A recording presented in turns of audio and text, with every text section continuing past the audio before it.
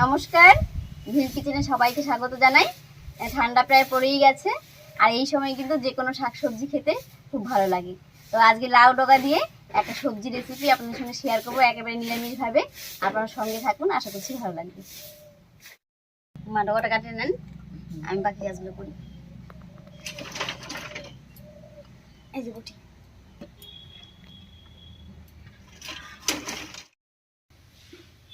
আজকে নিরামিষ সবজির জন্য দুটো আলু কেটে নিচ্ছি, আর আলুটা কেটে ধুয়ে আমি সেদ্ধ করে নেব একটু।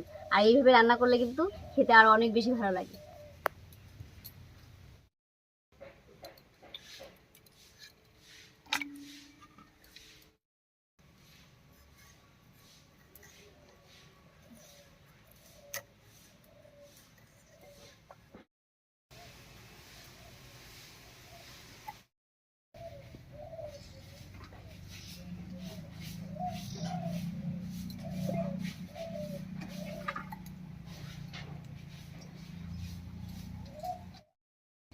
উনুন জ্বালিয়ে কড়াই বসিয়ে দিয়েছি, এবারে জল দিয়ে আলুটা সেদ্ধ করে নেব।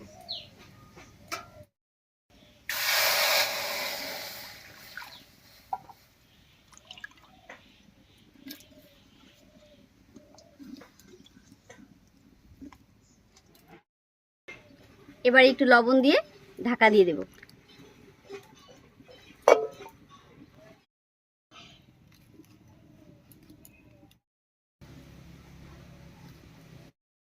আলুটা সেদ্ধ হতে থাক, আর এই ফাঁকে আমি একটু মশলা করে নিচ্ছি। এখানে আমি নিয়েছি 4টে কাঁচা লঙ্কা, একটুখানি আদা আর 1 চামচ মতো গোটা জিরা, একসঙ্গে করে বেটে নেব।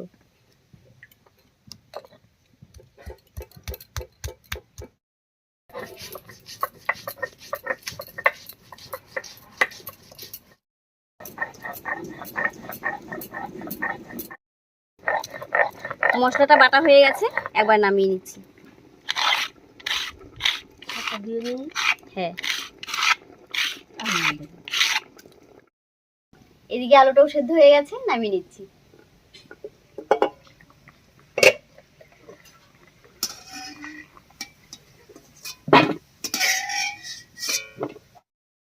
এবার কড়াইতে সরষের তেল দিয়ে অল্প ডালের বড়ি ভেজে নেব।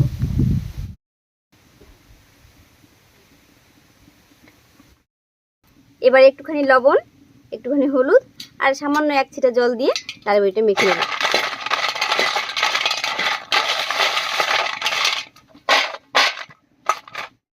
তেল গরম হয়ে গেছে, ডালের বড়িটা ভেজে নিচ্ছি।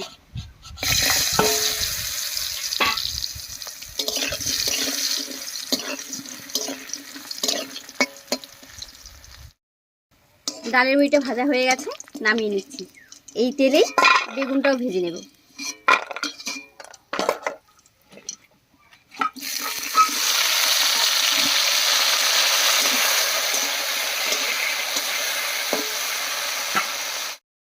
একটু লবণ হলুদ দিয়ে দেব।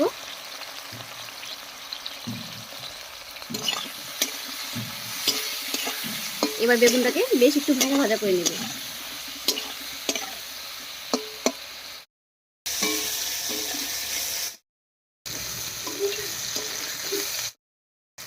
বেগুনটা ভাজা হয়ে গেছে, নামিয়ে নিচ্ছি। এবারে এই তেলের মধ্যে ফোড়ন দেব, আর ফোড়ন দেব 1/2 চামচ মতো পাঁচফোড়ন, 1/2 চামচ কালো জিরা, শুকনো লঙ্কা আর তেজপাতা দিয়ে। শুকনো লঙ্কা, তেজপাতা, পাঁচফোড়ন আর দিয়ে দিচ্ছি 1/2 চামচ কালো জিরা।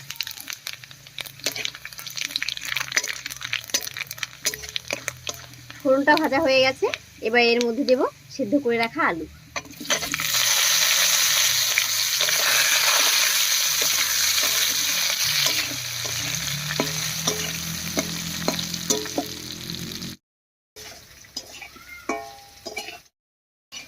ফোড়নের উপরে আলুটা একটু ভাজা ভাজা হয়ে গেছে, এবারে কেটে রাখা শাকটা দেব।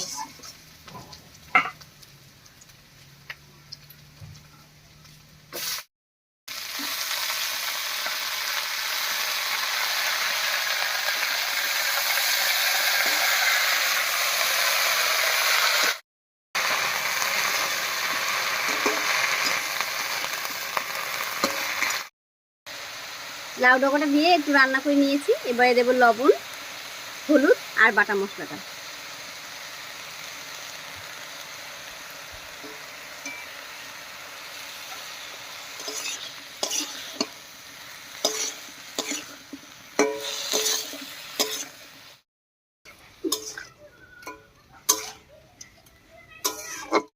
মশলাগুলো দিয়ে লাউ ডগার সঙ্গে খুব ভালো করে মিশিয়ে নিয়েছি। এবার কিছুক্ষণ ঢাকা দিয়ে রান্না করে নেব।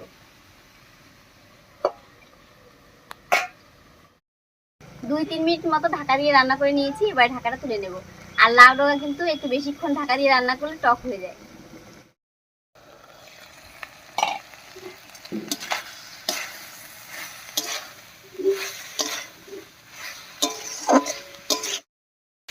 মশলাগুলো দিয়ে লাউ ডগার সঙ্গে কষিয়ে নিয়েছি। এবার একটু জল দেবো।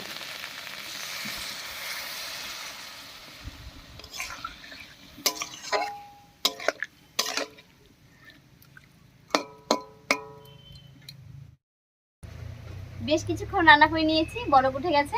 এবারে ভেজে রাখা ডালের বড়ি আর বেগুনটা দেব।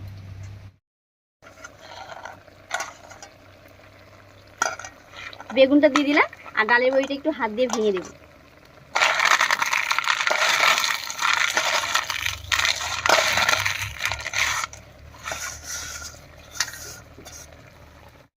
এবারে মিশিয়ে নেব।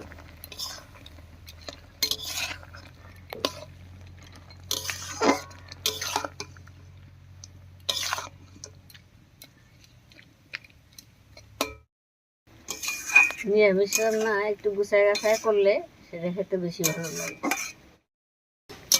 রান্নাটা প্রায় হয়েই গেছে। এবার এর মধ্যে দেবো 1 চামচ মতো চিনি।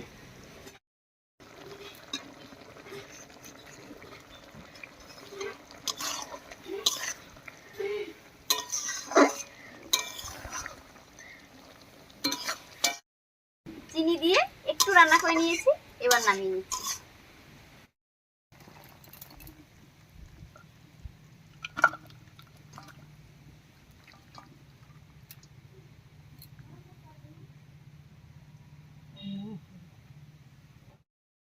লাউ ডগা দিয়ে নিরামিষ রেসিপি একদম রেডি হয়ে গেছে। আর এটা কিন্তু গরম গরম ভাতের সঙ্গে খেতে দারুণ লাগে। আপনারা একবার হলেও এইভাবে ট্রাই করবেন এবং খেয়ে জানাবেন যে কেমন হয়েছিল। যাই হোক, আজকের রেসিপি আপনাদের কেমন লাগলো অবশ্যই কমেন্টে জানাবেন। যদি ভালো লাগে একটা লাইক করে দেবেন এবং চ্যানেলটিকে সাবস্ক্রাইব করে এভাবেই আমাদের পাশে থাকবেন। আজ এই পর্যন্তই, আবার কাল দেখা হচ্ছে নতুন কোনো রেসিপি নিয়ে।